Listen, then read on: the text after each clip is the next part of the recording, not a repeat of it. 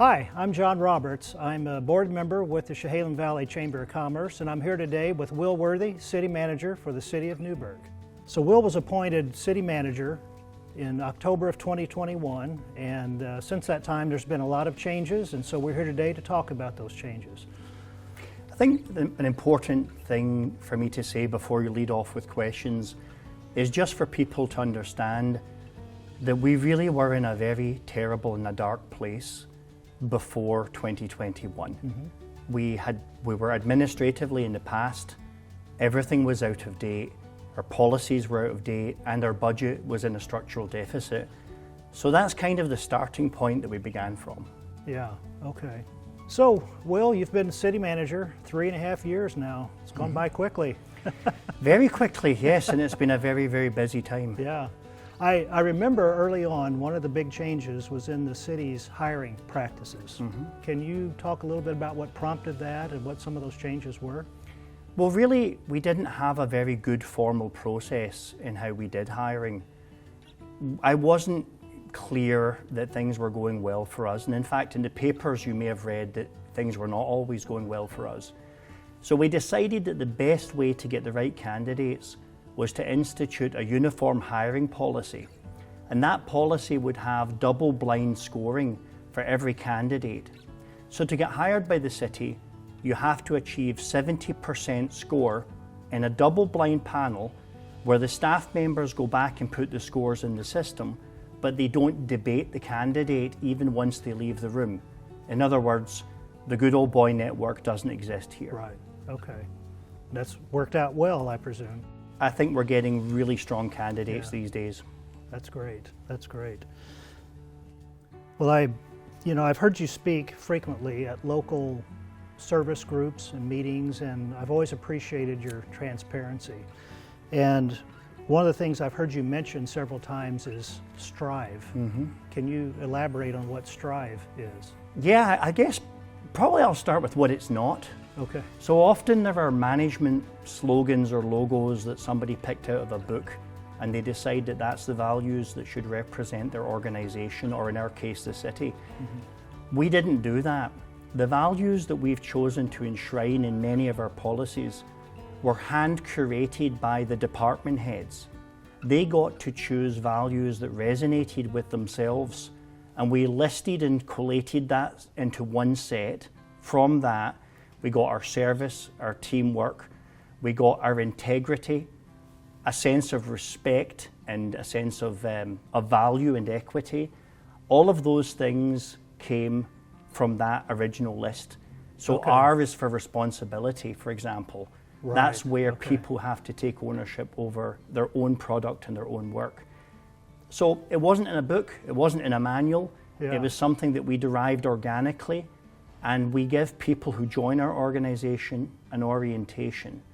Do you have time for me to tell you a bit more about it? Sure, absolutely. So one of the key things about Strive is there's a Strive committee, and the Strive committee gives an award to any person that lives one of our values, such as integrity. The people on the Strive committee are the number 2 people in each department, not the number 1 person. And the leadership doesn't choose the winners. And the person gets an award of not just recognition, but they also get a free floating holiday, because a floating holiday is of value to everybody equally, no matter how much they get paid. But there's one more thing. Strive is also our ethics watchdog. They have the responsibility and duty to report any department head level, or myself, or the judge, or the police chief, if that person starts to do something that has questionable morality. Right. So it's a double function committee. Okay, that's great. Well, another area of focus I'm aware of is the city's computer information systems. Yes. Can you talk about some of the improvements that have taken place there? I know there's been a lot. So when I came in, we were doing timesheets on scraps of paper. Believe it or not, we're talking 2021, the end of 2021. Yeah. We had an out-of-date fiscal system. We had an out-of-date courts records management system. We have an out-of-date accounts payable system. all of that in short order, I think it was about a year and a half of work, was moved over to Tyler Technologies, a leading US vendor for these supplies. Now we have a fully integrated digital system for all of those functions, but also we have a SharePoint implementation for our general communications. We have a contracts and management layer built into SharePoint so that everybody knows where things live and what their expiry date is. Now everything we do is digital, and we've been working on getting rid of all of the legacy paper. Okay. So old records, those have been digitized as well? Is that in the works? About 65% of our paper has been digitized. Okay. And we're working towards getting it to almost 100%. Now there'll be a small legacy section of historical documents that we're never going to digitize. Sure. But the bulk of stuff, old AP records and accounts and emails and memos, all in minutes, all of that stuff is going to be completely digitized within a year and a half of right now. But we started off with the personnel records. Those were in a really bad condition. Yeah. And volunteers from all of our departments got together and came together to work on getting the personnel records fixed to help HR. Wow. And that was a very strive-worthy early win. Yeah. So was that just a mass effort to scan all the documents and and categorize them, and that's... One of the things we did to make that happen is we've set up optical character recognition on all of our photocopiers and programmed it, we call it OCR2, so it skips pages that don't have any information. So when you choose that setting, you can fan feed a whole bundle and it will scan everything that needs to be scanned and skip the white pages and optically character recognize them, and all at 400 DPI. Wow. Dots per square inch. Yeah, okay. So you touched on the financial systems. What has been done with the financial systems for the city? So the biggest thing there was the AP system, as I was describing. But in a practical sense, the difference between our current AP system and the old manual process is that anyone who works for the city now can go in and they can open a general ledger number. They can click that general ledger number and they can see what the encumbrance level, how much is set to be spent for any moment in time. And it gives them a more realistic real-time snapshot of where we are. That makes budgeting easier, and it also makes it easier for people to stay on track. Now, right at the very beginning, before we'd even finished building the AP system, we launched a thing called the BCR system, Budget Change Request Forms. In order to shift the city's budget even by one line item, a senior staff member has to consult with their team and fill out a BCR. The BCR has to justify why that ledger line must be moved upwards or preferably downwards. Okay. We take 7,000 hours to build our budget. Not many cities can say that. So we're analysing all of the BCRs, and the BCRs, once they're approved, get fed into the system. And I and the finance director both read every BCR, vet them for quality, approve them, and then implement them into the Tyler Technology AP system. Okay. Wow. That's impressive. I noticed the city's website is new. What led to that change? Was that more about functionality or a new look or both? So really, it's a bit of both, but I will say that the website was one of the 18 original deficiencies that we identified back in 2021. When I sat the leadership team down and I said, tell me everything that is wrong that we need to work on, because that's the very first meeting I had with them. And the website was one of those items. Then we scored to see what was the priority. And my leadership team felt that the website was a lower priority than I might have put it, but we eventually got round to that one. So there were two main reasons why we wanted to improve the website. First of all, we wanted the index and search functions to work really well. That means we can now add metadata to every page using natural language, and from that people can find the pages much more readily. The second thing is, John, that the previous system was not ADA compliant. So it wasn't able to be parsed by a screen reader, by someone who was blind or partially sighted. It wasn't effective. That's what prompted the change. Okay, okay. So this question was not in there, but I'm gonna throw it in. AI, everyone's talking about AI these days. Have you been able to utilize AI into some of those changes that you're making? I am moving slowly Yeah, and with extreme caution yeah, with regard to implementing AI at the city. yeah, We have an AI steering group that's considering an AI policy for now, and especially until the legal landscape shakes out. yeah. I want to wait and see. Okay, We will be bringing out a policy this year on Yeah. what level of AI implementation we're going to do. okay, And of course, we recognize that many of our staff can't avoid using AI because it's already embedded Right. in many of our platforms. But we're not doing that as a policy decision Yeah. yet. yeah. About a year or so ago, I've lost track of the time, system development charges. I remember at one of the City Club meetings, I think, that I first heard you speak about the changes that were implemented there. Can you talk a little bit about that? Yeah, so I'll talk about sort of why we did it, and then I'll talk about a couple of features. Okay, One of the things that may surprise people when they learn more about local government, or in fact other types of taxing districts, is that they may not own their own intellectual property in the realm of their system development charge data. That's charges that we charge developers so as to pay for infrastructure. Frequently local governments, and we were in the same boat at the beginning, they will have SDC data that was developed by an engineering firm, and it kind of runs on autopilot.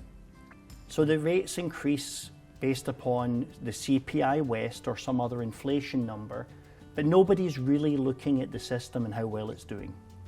So I decided, despite the fact that it was going to be a horrible amount of work, to build an entirely new SDC model, create the workbooks in-house, quantify all of that system, and then we would own the system and be able to maintain it from then on, meaning that we could give developers and business owners a more honest answer if they asked me, where do these charges come from? And I am very comfortable with that. yeah, It was more work, but in 2026, we're going to redo the table again, and we're going to redo it every 2 years. okay, So our rates went down a bit. Now the water rate went up, but that's reflective of the stuff that we need to build. right, There are a couple of programs that came out of that which are very useful for the community, however. One is that childcare facilities, and I mean properly licensed childcare facilities, those don't pay any SDCs at all, because we really want to attract that kind of business here. yeah, We also offer steep discounts to home builders if they can build an efficiency unit of 1,000 square feet or less. And we're currently in negotiations with the Kalina development here to try to get some of those smaller units built in the second year. yeah, And that probably wouldn't be happening without those SDC table improvements that I've discussed. okay. So you mentioned water. With the new development like Kalina, I mean, it's happening on 99. Is the water? What is the water situation and treatment facilities? So at the moment we're tracking two things that we really need to think about. The water situation, to my surprise, is starting to look a little bit better than I thought it was. Good. So we're still going to need a water plant eventually, but despite 3 years of housing growth, I don't think we're going to hit the real crisis point until the later part of the 2030s. Okay, If the efficiencies from the new homes continue as we have seen. Now, if you'd asked me 3 years ago, I would have told you 32 or 33. But we're tracking the statistics on water production every month. Oh, and another thing, previous administrations in this city didn't track any statistics. So how could they possibly know what they were doing? When I got there and asked who's got the statistics, nobody had any. So that's how I can say my original pessimism on water is looking a little better than I thought. yeah, Of course, there are many other things that we still have to build, and we're looking at River Street as a road improvement. And we're also looking at if, how, and when we can build a new oxidation ditch, because we are going to have to do that eventually, and probably sooner than later on the oxidation ditch. Okay. That's part of the wastewater system. Okay, thank you. Well, as a former building contractor and now as a local real estate broker, I understand the importance of processing building permits in a timely fashion. There's a new system, correct, to handle building permits. Can you talk about that? Yeah, so the new system is the OpenGov permit system. Now, I actually didn't expect this to happen. This wasn't on one of the deficiencies list that I referred to from 2021. Okay. But my hard-charging staff decided that the current permitting system that we had previously wasn't giving good enough customer service. Okay. So we've just literally rolled out, as well as all these other things, this wasn't on my list originally, a new permitting software system. Okay. The main advantage of that system is that it, first of all, has carefully considered workflows to reduce the number of touches that staff have to do on each permit. Okay. And secondly, it has a web drawer type capability so that people can go in themselves, self-service, and discover where the status is of their permit. We are currently turning around permits about 2 weeks faster than we were previously, not just as a result of the new software, but just as a result of Scott Siegel, who is our director in that department. He is a customer service champion. And I am so glad that we're able to hire that guy, because he takes that stuff seriously and he really works with people. That's great. Switching gears a little bit, the Emergency Operation Plan. I know the City of Newberg has an EOP. Can you talk about that a little bit? Yeah. So most cities will have an EOP document. But the EOP document that I inherited, because this was one of the few things where we did have a document, was absolute garbage. Okay. It was a big fat binder full of highly specific scenario answers to each type of disaster or problem. Okay. In other words, if it wasn't the exact issue that was in the binder that was happening, this plan would have no response. And perhaps if you're familiar with the book, The Black Swan, so you never expect what the next disaster is going to be. Right. That approach to emergency operations planning was not what we wanted. Okay.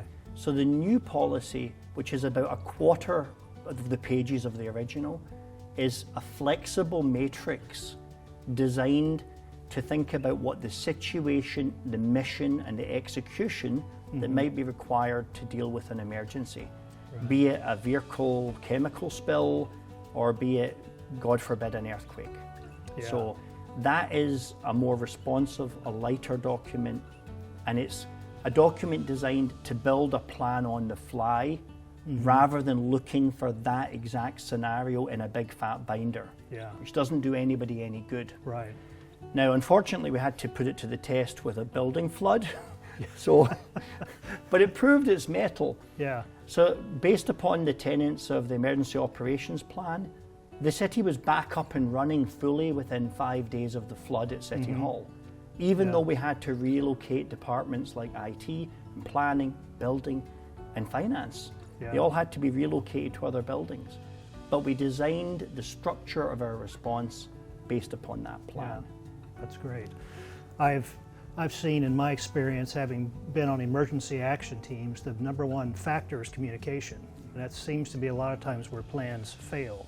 It's like, it sounds like if the situation isn't exactly what you've trained for, if you don't have good communication, then that plan's gonna fail. So it sounds like perhaps communication is a big part of that. Whenever we write a plan, and let's hope I don't have to write another one anytime soon, Yeah. there's always an admin and logistics section, and there's always a command and control section. Yeah. And that's where we develop the communications that we Yeah. need. Yeah. Okay. There's been work to secure grants to help finance some of these changes. Is that correct? Can you talk about that? Yeah, so we're currently pursuing several grants, but one that we know is going to land soon is we're getting money to cover part of the work we did on our PLC upgrade. Okay. So that's a congressional federal earmark to replace our programmable logic controllers. I have to say that carefully because it's a real tongue-tied twister there. The PLC system. So the PLC system operates the valves at the wastewater plant and mechanisms that allow the plant to be run remotely and to be monitored remotely to make sure that it's running 24/7. Okay. And we did get a congressional earmark for that. That's $500,000 to cover the cost of half of the $1 million that the PLC project actually needed. And the PLC project was just finished, was $50,000 under budget. Wow. And several of our capital projects have been under budget recently. Good. Like the Hess Creek project Okay. was massively under budget, hundreds of thousands of dollars actually. We also did the Winooski storm outfall, and that was $70,000 or $80,000 under budget. So we also have a good track record of using the money wisely. That's great. That's great. I know the city has won some awards for some of the work, so talk about that. Well, I think I should probably first of all mention that we got the big silver buckle for running equipment. There's an equipment rodeo that is a state and national competition. Oh, okay. And our own Preston, who is the superintendent of maintenance, won the equipment rodeo for the state of Oregon. That means, can you move a football with a backhoe and things like that? Really? Right? So he went up to the national level. We didn't win the nationals, but we won the statewide awards. So we can run our backhoes and dump trucks and stuff, I would say, better than any other city in the state. And we've got the buckle to prove it. That's great. We also in 2022 won a SEDCOR award for our efforts in helping DCI recover from its fire and helping them find a place to stay and to function while they're working through their insurance claim. Yeah. And they've become a tremendous partner of this city. So winning that SEDCOR award showed our commitment to creative solution solving, and I must acknowledge the work of the late, great Denise Bacon. And she really fought for that agreement, and so that award, in my mind, is in her name as much as anyone else's. Yeah. We've become partners with that company, and when we had our flood, they played it forward and they let us have free warehousing to store all of our furniture while things were torn up. Yeah. And then another award that we won recently was the statewide CIS Insurance Brokerage Innovation Award. Only one city in Oregon wins that award every year. It was an innovation award for all of the reforms that we did, particularly some of these HR related awards. And so that one came in 2023. Okay. And I'm wondering what award we're going to win next. Well, it sounds like you're going to win something. So tell me, what lies ahead for the city of Newberg? I think having moved from a time of turmoil and having moved through a period of reform and change, now that we've achieved some of those goals, the focus now has to be on infrastructure, infrastructure, and infrastructure. Yeah. So we have to think about how much more road sections can we repair than the year before. Now we're doing 7 sections this year, but I want to try and do even more next year if I can stretch the dollars as far as I can. As mentioned already, in the first biennium, because yes, we also went to 2-year budget cycles while doing all this other stuff, we intend to begin the process of designing a new river street. That's going to be a large and complex project. Yeah. That indicates the sort of CIP projects, capital improvement programs, that we're going to be focusing on from here on. But we've now built a good, solid foundation to get the people's work done and make taxpayers' dollars go further than they ever have before. Yeah. And John, I can assure you of this, while our neighbouring cities are struggling with their budgets, and while they're laying people off, because when the sugar rush of the ARPA dollars came in and they used it perhaps unwisely, you're not going to see that sort of turmoil here. And we're working on trying to reduce our debt, not add more debt. Yeah. One last question just came to me. I would be remiss if I didn't ask about the riverfront project. What's happening there? So I cannot say that in the next 7, 8, 9 years anything is going to happen with the riverfront development unless somebody comes in and buys the property of the former mill site. Okay. We don't have enough capital dollars to begin to do some of the riverfront development plans that you all know about. Mm-hmm. For now, the dollars only stretch as far as River Street. Okay. And I'm never going to bite off more than this city can afford. That's great. Well, thank you, Will. I appreciate you, mate. Yeah.